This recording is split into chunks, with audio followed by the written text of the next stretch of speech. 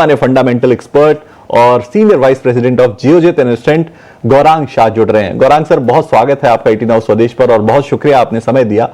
Sir, आज situation काफी बेहतर होती हुई नजर आ रही है। एक तरफ जियोपॉलिटिकल टेंशन जो थी वहां कहीं ना कहीं अब विराम लगता हुआ नजर आ रहा है, भले ही 2 हफ्ते के लिए ही सही, लेकिन एक सुकून वहां से आ रहा है, एक कंफर्ट वहां से आ रहा है। दूसरा क्वेश्चन जो है वो आरबीआई की तरफ से भी आ गया है। आरबीआई की जो पॉलिसी है वो स्टेटस को रह गई है। अब क्या बाजार बड़ी तेजी के लिए तैयार है? इस वक्त आपकी बाजार पर क्या स्ट्रेटजी है, क्या व्यू है आपका? बहुत बहुत धन्यवाद विकास जी, इस मंच पर आमंत्रित करने के लिए। आपको 18 हाउस स्वदेश के दर्शकों को सभी को सादर प्रणाम, मानसी जी को भी सादर प्रणाम हमारे तरफ से और शुभ दिन। देखिए, ये मान के चलना कि युद्ध अब खत्म गया है, मेरे ख्याल से ये नासमझी होगी, क्योंकि हमें एक बात स्पष्ट रूप से दिमाग में रखनी चाहिए कि राष्ट्रपति ट्रंप है, ये अपनी बातों पर पलटी मारने के लिए बहुत ही प्रख्यात है, माहिर है। एक छोटा पहले डिस्क्लोजर दे देता हूं कि जो भी निवेश लायक रणनीति आपके समक्ष आज दोपहर इस कार्यक्रम में रखेंगे, आपके और मानसी जी के समक्ष रखेंगे, ये बुनियादी दर के आधार पर लंबी अवधि के लिए हमारी फंडामेंटल रिसर्च टीम की तरफ से, इसमें हमारी कंपनी जियोजेट अथवा मेरा किसी भी प्रकार का व्यक्तिगत निवेश नहीं है, ना ही किसी प्रकार का वित्तीय लाभ मिलता है, ना ही किसी प्रकार का कॉन्फ्लिक्ट ऑफ इंटरेस्ट, लेकिन इसी स्तर पर आए हम हमारे क्लाइंट्स को देते हैं, संभव है कि उनका निवेश हो।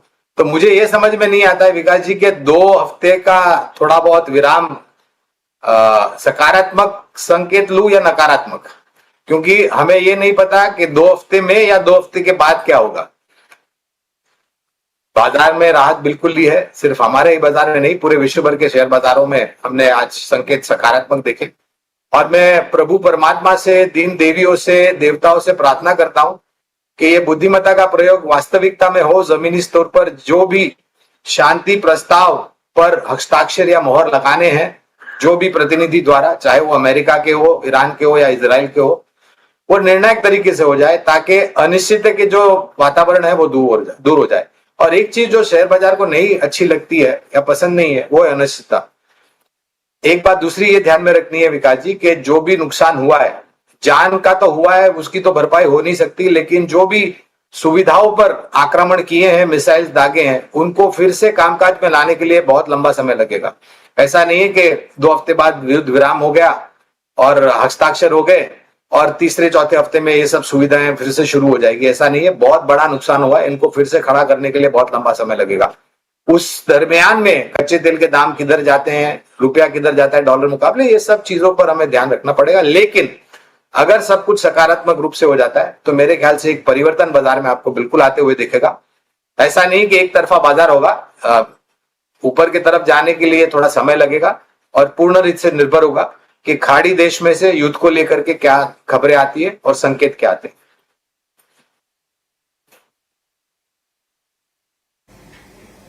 बिल्कुल।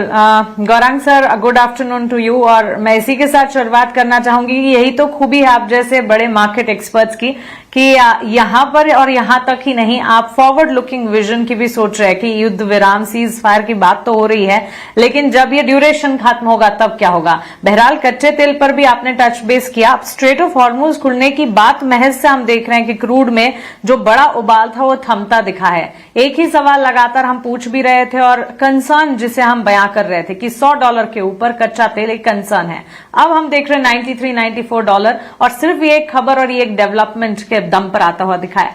कितना फायदेमंद है भारत जैसी इकोनॉमी के लिए जो कि स्ट्रक्चरली काफी हद तक डिपेंडेंट है, और कच्चे तेल का कम होना जो है वो फायदेमंद हमारे लिए साबित होता है। पिछले दिनों इकोनॉमी की तर्ज पर काफी कुछ देखा है हमने, अब ये कितना फायदेमंद साबित होगा?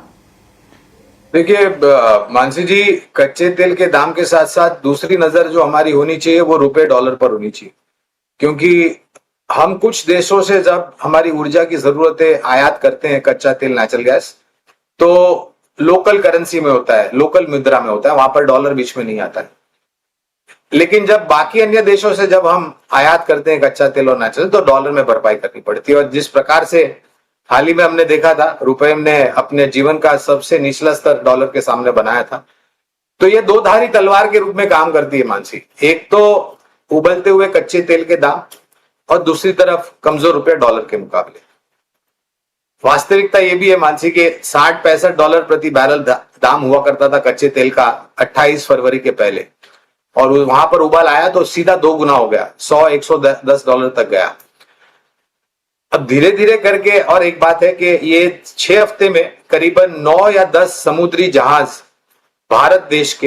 भारत के ध्वज के साथ उसी यातायात मार्ग से बाहर निकले जिसका नाम है स्ट्रेट ऑफ होर्मुज, और जहां पर प्रतिबंध लगा हुआ था। अब प्रयास ये होगा, मेरा ये मानना है कि ये 2 हफ्तों में सरकार की तरफ से ये प्रयास होगा कि जितना हो सके उतनी ज्यादा मात्रा में समुद्री जहाज उस यातायात मार्ग से स्ट्रेट ऑफ होर्मुज से हमारे देश आए और हमारी ऊर्जा की जरूरत को लेकर के आए, और बाकी अन्य कच्चा माल जो भी है वो लेकर के आए। अब ये कितना कारगर होता है कितना नहीं होता है वो तो आने वाला भविष्य दिखाएगा, लेकिन एक बात हमें स्पष्ट रूप से ध्यान में रखनी पड़ेगी, जो मेरे ख्याल से आज गवर्नर साहब ने भी सामने रखी है, कि जितना भी ऊपर की तरफ का दायरा कच्चे तेल का हमने देखा है, उसका खामियाजा या भरपाई आप जो कह लीजिए, किसी ना किसी को तो करना पड़ेगा, क्योंकि कहां पर 60-65 डॉलर और कहां पर 100-110 डॉलर, और उसके साथ कमजोर रुपया, तो शायद छोटी मध्यम अवधि में विकास दर में थोड़ा बहुत नकारात्मक परिस्थिति हो सकती है, और उसके साथ में शायद थोड़ी बहुत महंगाई दर भी ऊपर जा सकती है। बिल्कुल, निश्चित तौर पे थोड़ी महंगाई की चिंता तो रहेगी, और ये बात जो है वो आरबीआई गवर्नर भी अपने स्पीच में कह रहे थे कि थोड़ी महंगाई की चिंता रह सकती है आगे जो है वो क्रूड की महंगाई की वजह से और जो डिसरप्शन हुए सप्लाई चेन में उसकी वजह से। सर, अब पोर्टफोलियो बनाने की शुरुआत भी करनी होगी, क्योंकि हमारे व्यूअर्स जो है वो निश्चित तौर पे इंतजार कर रहे होंगे कि गौरांग सर अपनी रिसर्च बताएंगे, और उसके बाद हम जो है वो शेयर्स को चुनना शुरू करेंगे, उन शेयर्स को जो है वो अपने पोर्टफोलियो में लेना शुरू करेंगे। तो पहले 2 सेक्टर्स तो मुझे याद है कि आप बैंकिंग, फाइनेंशियल और डिफेंस को लेकर काफी पॉजिटिव रुख रखते हैं। पहले शुरुआत डिफेंस से ही कर लेते हैं। डिफेंस सेक्टर पर आपका क्या रुख है सर, अब जब ये वॉर सबसाइड होता हुआ नजर आ रहा है, भले 2 हफ्ते के लिए, हालांकि 2 हफ्ते बाद क्या होगी सिचुएशन ये नहीं पता है निश्चित तौर पे, जैसा आपने बताया कि ट्रंप जो है वो बदल सकते हैं कभी भी पाले को, और कभी भी जो है वो रुख अपना बदल सकते हैं। तो डिफेंस पर क्या व्यू है ऐसे सिचुएशन में, और क्या कोई शेयर उसकी तरफ जो पसंद आता है आपको? डिफेंस पर टिप्पणी करने से पहले एक टिप्पणी और करना चाहूंगा विकास जी, के पिछले 6 हफ्तों में जब से ये युद्ध शुरू हुआ है तब से निरंतर मैं जब भी हमारे चैनल लिटी नाउ स्वदेश और सहयोगी चैनल लिटी नाउ पर आया हूं, तो मैंने स्पष्ट रूप से कई बार ये बात की है कि मैंने मेरी एसआईपी बंद नहीं की है, मेरी एसआईपी जारी थी और वो रहेगी। इस समय पर, कोविड के समय पर, रशिया यूक्रेन के समय पर, और इजराइल हमास के समय पर, आने वाले भविष्य में अगर कोई फिर से ऐसी कोई दुखद घटना होती है या फिर आक्रमण जियोपॉलिटिकल, मैं मेरी एसआईपी बंद नहीं करने वाला हूं। और मैंने यही नम्र विनंती की थी दर्शक के, आप भी अपनी एसआईपी बंद मत कीजिए। आपके प्रश्न का उत्तर देते हुए 2 तरीके से मेरे ख्याल से रक्षा क्षेत्र आपके नजर में होना चाहिए। एक तो है स्थानीय मार्केट में जिस प्रकार से ऑर्डर आते हैं, और दूसरा है एक्सपोर्ट मार्केट। तो कई सारी कंपनी के ऊपर हमने चर्चा करी है। एक कंपनी जिसका बार बार मैंने नाम लिया है और निवेश की राय दी है वो है भारत इलेक्ट्रॉनिक्स लिमिटेड। सक्षम और मजबूत कंपनी, उतनी ही मजबूत ऑर्डर बुक, उतना ही अनुभव, उतना ही इनके पास लोग कामकाज करने के लिए और ऑर्डर बुक को एग्जीक्यूट करने के लिए। एक बहुत ही साधारण सा लक्ष्य 505 का रखा है हमने।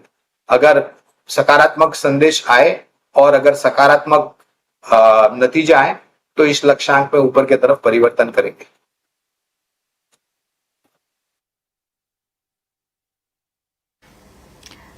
ठीक है, तो चलिए, ये गौरांग सर की तरफ से सिलेक्टेड आइडियाज हैं, इन्वेस्टमेंट से जुड़ी, निवेश से जुड़ी कॉल है। आपके स्क्रीन पर आप ड्यूरेशन भी देख रहे हैं। लंबी अवधि का नजरिया बाजार में जो है वो बिल्कुल सही साबित होगा, और इसीलिए लंबी अवधि के नजरिए को मद्देनजर रखते हुए इस वक्त गौरांग सर जो आपको सारे कॉल सुझा रहे हैं उस पर खास तौर से आपको फोकस करना चाहिए। बीईएल में खरीदारी के मौके ढूंढने हैं, और इसके अलावा भी अगर आप देखें बैंक्स एंड फाइनेंशियल्स हैं जहां पर पॉजिटिव आउटलुक है।